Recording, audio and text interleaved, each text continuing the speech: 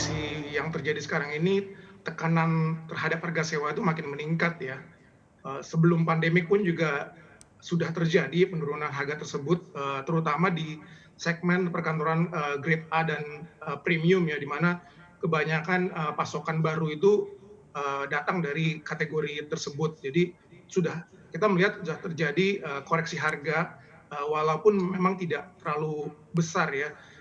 Kalau secara average kita melihat koreksi harga yang terjadi dalam 2 tahun terakhir ini berkisar antara 15 sampai 25%. Tapi kalau untuk untuk tenan-tenan yang besar, biasanya diskon yang diberikan oleh landlord atau pemilik gedung itu biasa lebih besar gitu. Nah, ini terutama di-drive sama gedung-gedung perkantoran yang baru tadi yang masuk ke pasar, dengan tujuan di dalam tahun-tahun pertama itu biasanya landlord targetnya adalah mengisi dulu gedung-gedung tersebut ya, supaya mendapatkan tingkat hunian yang mereka inginkan. Jadi mereka berani menawarkan harga yang lebih murah dari kondisi yang ada. Dan tren ini kita pikir masih akan terus berlangsung, apalagi dengan kondisi tahun ini ya, pandemik. Kita pun memperkirakan kemungkinan besar juga tahun depan juga masih akan terjadi tekanan terhadap harga sewa tadi ya.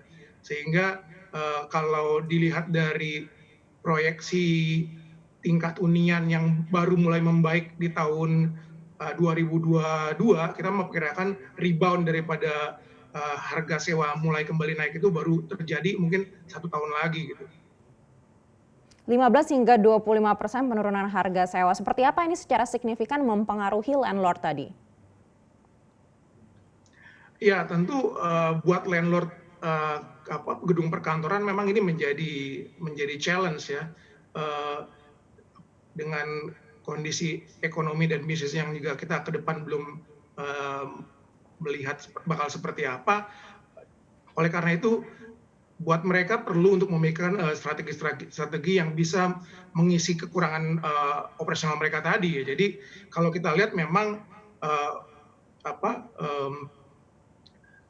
hari ini bisa disikapi dengan mengikuti tren perkantoran yang ada saat ini. Jadi kalau kita lihat memang kan beberapa permintaan di pasar itu kebanyakan berasal dari co-working space ya, co-working space operator yang melakukan ekspansi di Jakarta.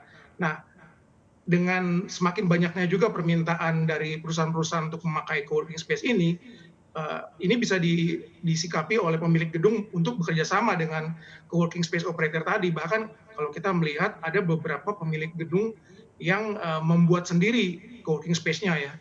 Jadi dia menyisakan beberapa lantai di gedung mereka untuk co-working space sendiri. Nah, jadi paling tidak ada upaya untuk menyesuaikan konsep jualan mereka gitu. Jadi kalau untuk konvensional office space sendiri memang sebagian perusahaan, khususnya kalau kita ngomong perusahaan teknologi, perusahaan e-commerce itu mulai shifting ya ke dalam konsep yang flexible office space tadi itu. Jadi ini yang harus saya pikir disikapi oleh pemilik gedung yang ada supaya mereka bisa survive ya, sustain dalam kondisi market yang seperti sekarang ini.